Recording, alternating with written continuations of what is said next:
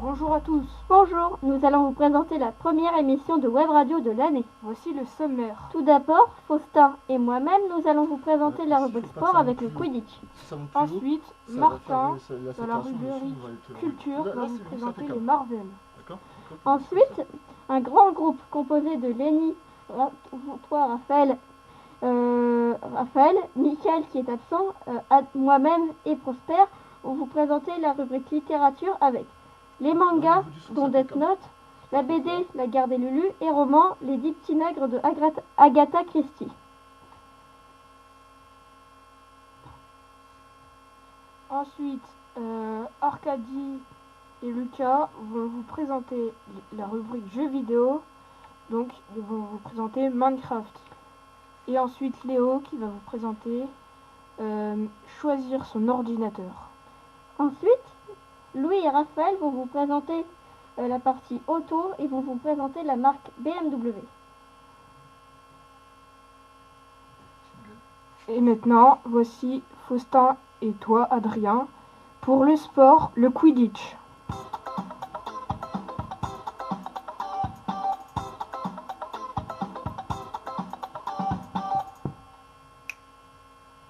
Bonjour, je m'appelle Faustin et nous sommes accompagnés de Adrien. Bonjour. Aujourd'hui, on va parler du Quidditch. C'est quoi le Quidditch moldu, Faustin? Le Quidditch moldu, ou Muggle Quidditch en anglais, a été adapté du Quidditch dans les livres Harry Potter. Les règles sont simples. 2 équipes de 7 joueurs sur balai s'affrontent sur un terrain ovale de 55 mètres. Mais quel est le but? Le but du match est d'obtenir plus de points que l'autre équipe en marquant des buts et en attrapant le vif d'or. Une balle de tennis transportée par un joueur sans balai, c'est ça? Oui, pour mettre fin au match. Le Quidditch contient 3 chasseurs, 2 batteurs, un gardien et un attrapeur. 3 anneaux sont situés de chaque côté du terrain et font office de but. Malheureusement, les balais ne volent pas et les vifs d'or ne changent pas de direction par magie. Mais il existe maintenant plus d'une 50aine de clubs en France. Le sport a même droit à la Coupe de France, sa Coupe d'Europe et même sa Coupe du Monde. Et en plus, je crois que les Black Beatles de Lille recrutent des nouveaux membres. Au revoir, à bientôt. Au revoir, Faustin. Au revoir, Adrien. Ensuite, Martin va vous présenter dans la rubrique culture les Marvel.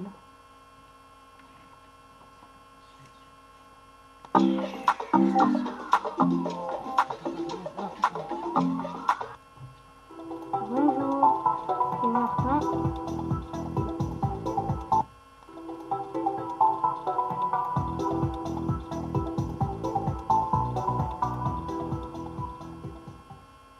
Bonjour, c'est Martin. Dans la rubrique culture, aujourd'hui je vais vous présenter les Marvel. Les comics Marvel ont été créés en 1939 à New York par Martin Goodman. Le premier comics est Marvel Comics The Human Torch. Maintenant il existe des films. Le premier à avoir été publié est L'Homme Araignée, sorti en 1977. Aujourd'hui les films les plus connus sont les films du MCU, le Marvel Cinematic Universe avec 25 films. Le premier est Iron Man en 2008 et le dernier est Les Éternels le 3 novembre 2021. Les personnages. Dans Marvel, il y a énormément de super-héros et de méchants. On va parler de Iron Man. Tony Stark, fils de Howard Stark, milliardaire américain et PDG de Stark Enterprise, vend des armes à tous les pays du monde et s'est fait attaquer en Afghanistan alors qu'il testait une nouvelle arme par des terroristes qui le blessent au cœur et il se crée un cœur artificiel pour se maintenir en vie et il s'échappe avec une armure en métal. En rentrant au pays, il arrête la production d'armes et crée des armures de plus en plus performantes pour aider l'humanité. Au revoir. Merci Martin. Maintenant à la rubrique littérature.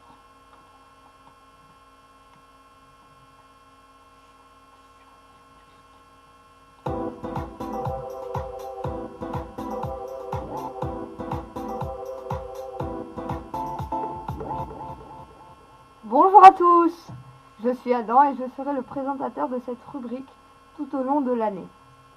Dans cette rubrique, le déroulement sera un peu particulier, car il y aura un présentateur, moi, Mais il y aura aussi des chroniqueurs qui changeront à chaque émission, ou presque. À chaque émission, les chroniqueurs et parfois moi-même vous présenterons un roman, une BD et un manga. Le but est de vous faire découvrir des livres et pourquoi pas vous donner envie de les lire. Dans cette émission, les chroniqueurs seront Prosper, qui adore les énormes romans de fantasy, qui nous présentera le roman 10 petits nègres. Adrien, qui préfère les BD humoristiques, vous présentera la BD La guerre de Lulu. Et enfin, Lenny et Raphaël, qui dévorent des séries de mangas d'action haletants, qui vous présenteront le manga Death Note. J'espère que vous y trouverez de quoi lire les semaines à venir. Tout de suite, place à Prosper. Bonjour à tous, bienvenue à la rubrique lecture version roman. Je m'appelle Prosper. Bonjour. Que vas-tu nous présenter aujourd'hui? Je vais vous parler du roman 10 petits nègres. Et qui l'a écrit? Le roman 10 petits nègres a été écrit par Agatha Christie en 1938. C'est quoi l'histoire de ce roman? L'histoire du roman, c'est l'histoire de 10 personnes qui reçoivent tous une lettre d'un ancien ami qui les invite à venir sur l'île aux nègres.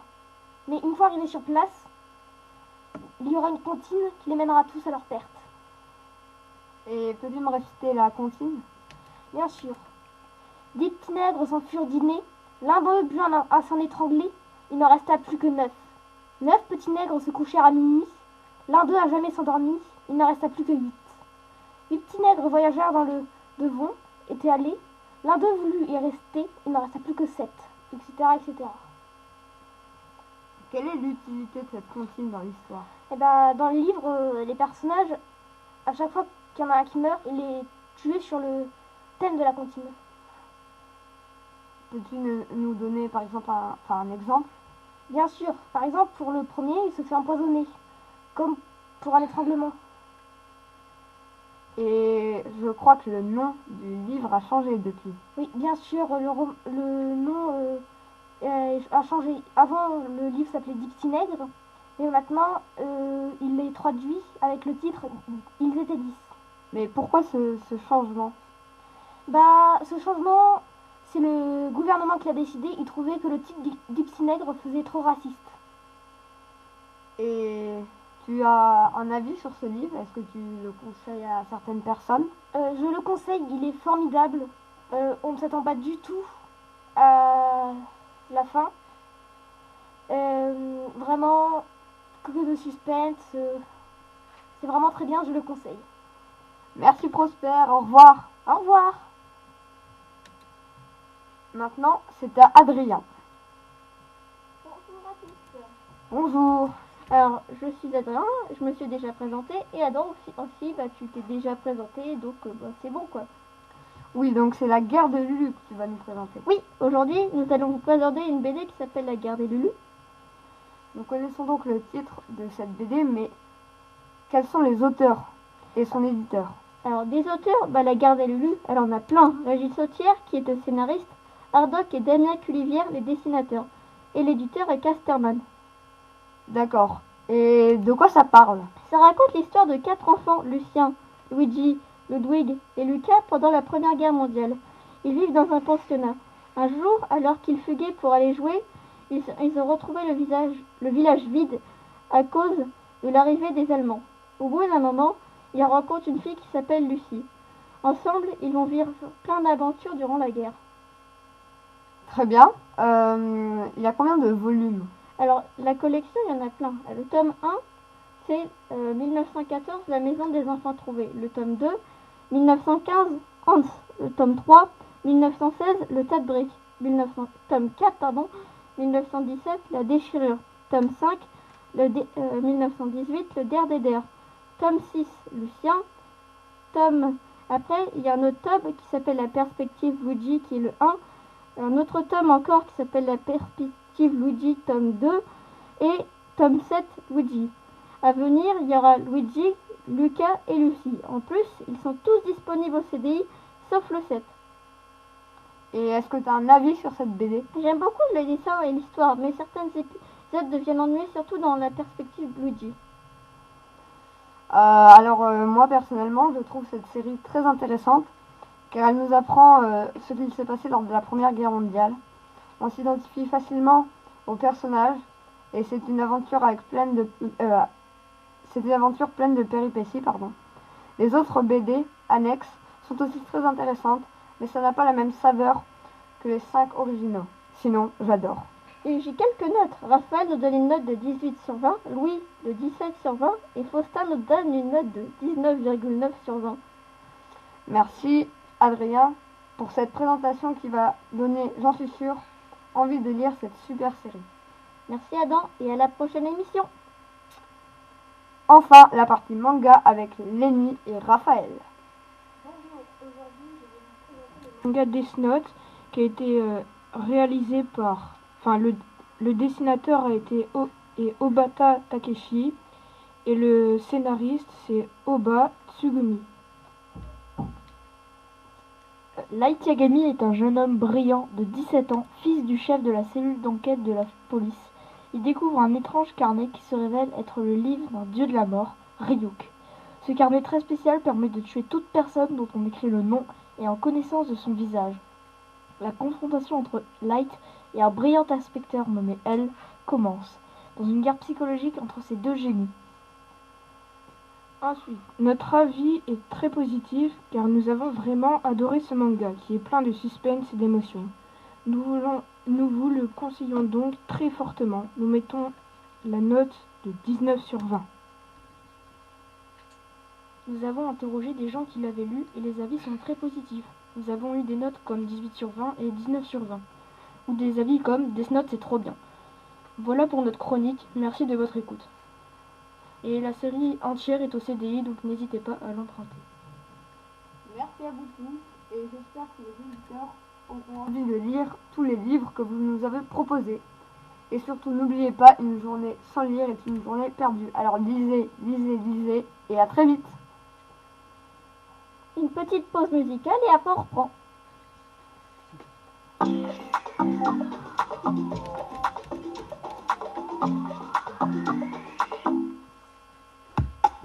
I feel like jumping in the sky.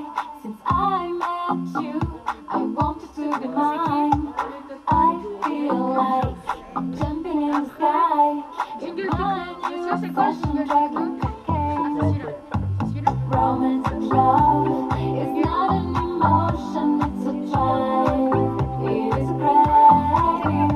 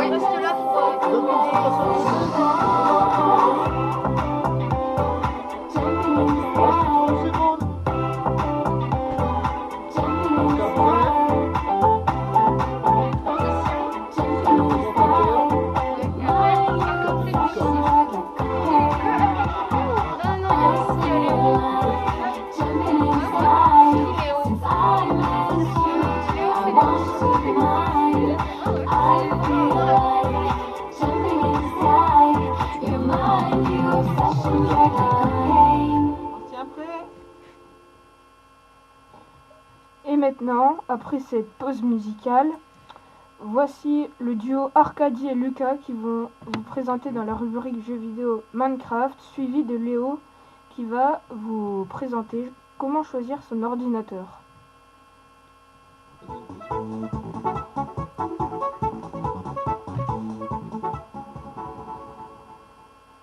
Bonjour à tous, nous sommes Lucas et nous présenterons la rubrique jeux vidéo sur la radio du collège. Cette fois-ci, le thème est Minecraft. Le projet de ce jeu a commencé le 10 mai 2009 et finalement sorti en 2011. C'est un jeu de construction libre où l'on peut jouer à plusieurs ou tout seul. Marcus Persson, alias Notch, est l'ancien développeur de Minecraft. Il a revendu son jeu pour près de 2 milliards d'euros à Microsoft en 2014, qui continue de développer Minecraft actuellement. Il y a environ 126 millions de joueurs actifs pour 200 millions d'exemplaires vendus, ce qui en fait le jeu le plus vendu de tous les temps. Maintenant, nous allons demander l'avis de Malchaz sur ce jeu. Bonjour Malchaz. Bonjour. Que pensez-vous sur ce jeu? C'est un bon jeu. J'avais commencé à jouer à ce jeu à 6-7 ans. Ça m'a bien plu. Et c'est quoi vos buts dans ce jeu pour vous? Moi, personnellement, c'est de m'amuser, d'y jouer. Comment préfères-tu y jouer? Fun. J'aime bien construire des bâtiments. Et t'as déjà joué avec des gens en ligne ou? Non, je joue un peu avec mon frère et ma soeur. Et ce jeu, pensez-vous que beaucoup de gens aiment ça et tout? Je pense, oui, c'est un très bon jeu. En général, l'avis est plutôt positif de la part de Malchaz. Merci. Bonne journée. Et maintenant, Léo qui va nous montrer choisir son ordinateur.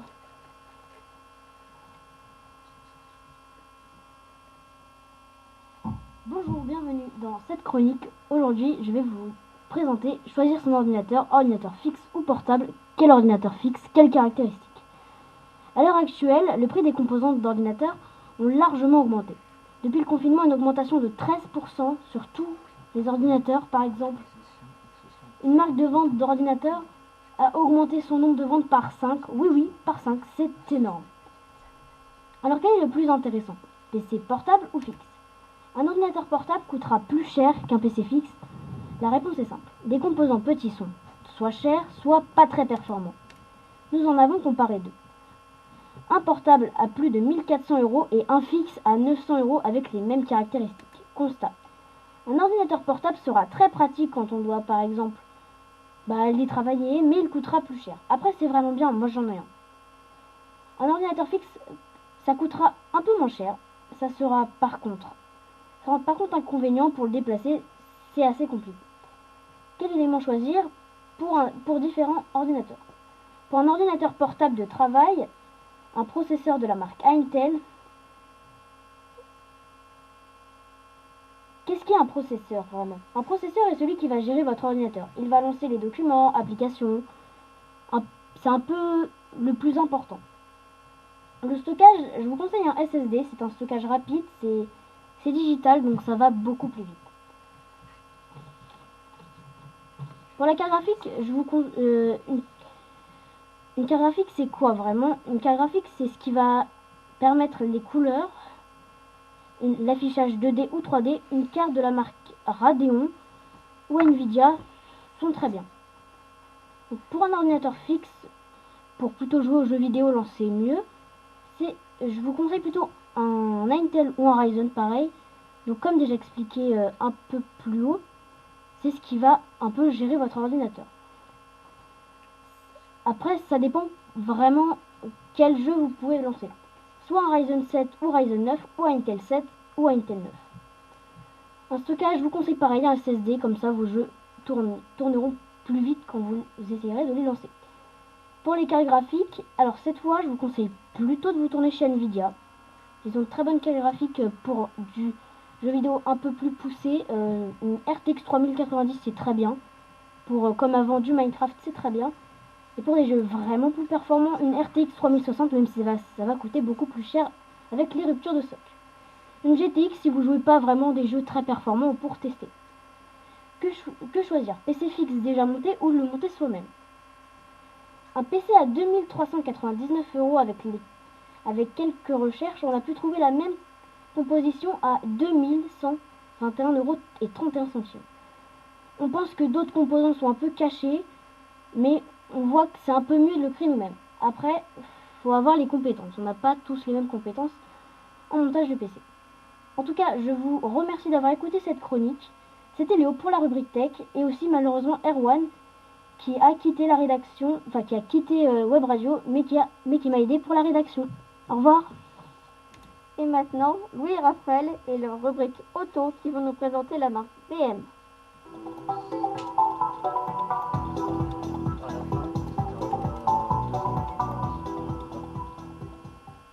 Bonjour à toutes et à tous, on est Raphaël et Louis et pour cette année nous allons vous parler de la chronique automobile. Mais avant tout, aujourd'hui on va vous parler de la marque BMW. L'histoire de BMW. Quand a été inventée BMW, Louis? BMW est une marque inventée le 7 mars 1916 à Munich en Allemagne par fusion de l'entreprise Bayerische Flugzeugenwerk et Rapp Motorenwerk de Gustav Otto et Carl Friedrich Rapp. BMW fait partie du groupe Mini et Rolls-Royce avec 2 125 026 véhicules automobiles vendus et 123 495 d'euros.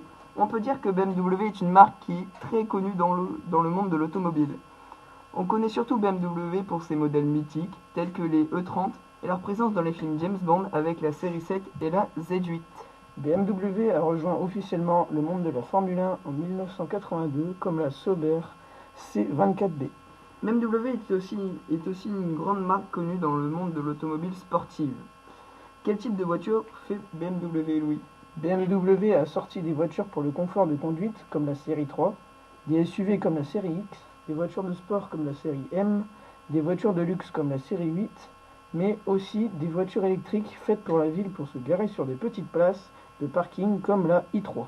BMW a sorti récemment la BMW i8 qui est une voiture de luxe électrique qui plaît aux personnes avec un gros budget.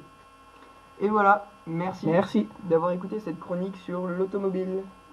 Maintenant, l'émission est terminée. On va vous dire au revoir et à la prochaine fois. La faute, Jules.